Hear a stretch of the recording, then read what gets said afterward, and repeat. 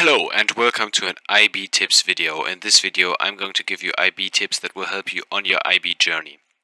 And this is from a high scoring IB student, so don't worry if you think these tips won't help you because I'm just a random person giving you tips. No, I'm a high scoring IB student and I will really give you the tips to ensure that you will get the highest grade possible. So one of the most important tips is always to talk to your teacher. So you might be wondering, well, how? What do you mean talk to my teacher? I talk to him in class. But of course you should talk to your teacher in class, but what you have to do is go outside of lessons and talk to them separately. Ask them what you can improve specifically. Often in class, there won't be much time to give you specific feedback, or it will be too general. And I think everyone experienced this. Your teacher will explain you personally something, like give you feedback, and you won't understand it fully. You think you understood it, but didn't fully. You didn't actually, because the next assignment you give him has the same mistake. And you think you solved it, but he still doesn't see the improvement. So what's going on? What's going on is basically you're misunderstanding his feedback. So what you're going to do is you're going to go to your teacher, talk to him how you can improve.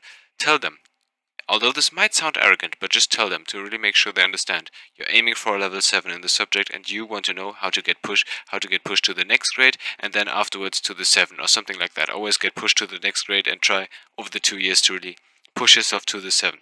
And this will often, if you're not just a genius in the subject, be done through talking to your teacher. My second tip is fairly obvious. This tip is Reddit. Many of my colleagues in school did not know about this tip.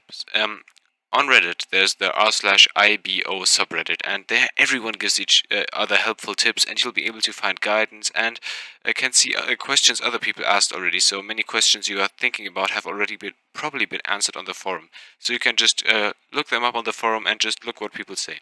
It's also a great experience to bond with people who go through the same uh, life experience as you. You can talk about IB stress, IB experiences, and you can share anything about IB. And I feel like it's just great to know that people are doing basically the same course. It just feels like a connected group of people, and I just recommend going to it.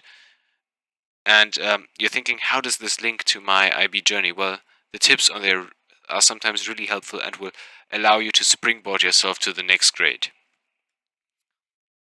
Another tip I've got to tell you is stay calm.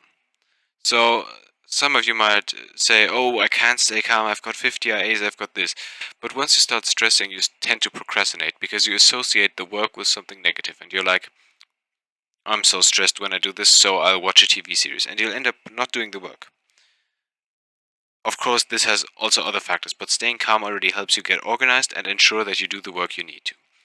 It also makes you able to reflect on things. And I know you might hear the word reflect a lot in IB, but reflecting on your own progress is essential in this course. So really stay calm and try to improve your grades by staying calm and focusing on what needs to be done and not what needs to be done you can't do, like can't in air quotations. You can do everything if you just stay calm and organized.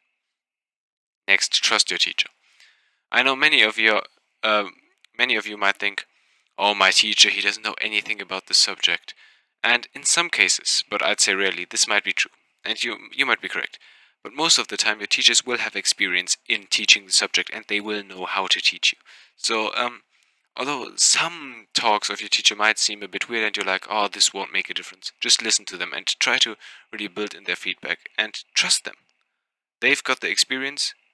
No offense to you, but you don't have any experience. You probably only have, I don't know when you're watching this, but maybe 1 year of IB experience, but these teachers often have lots of experience, so trust them and trust their teaching style.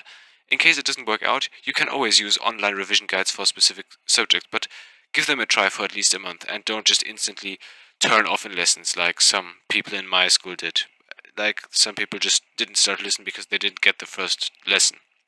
But it's important to trust your teacher. If it doesn't work out, of course switch, but give them some time to really prove themselves.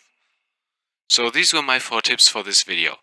I've been trying to aid this video with some drawings I'm just doing whilst we're talking, but I don't know if these are helpful.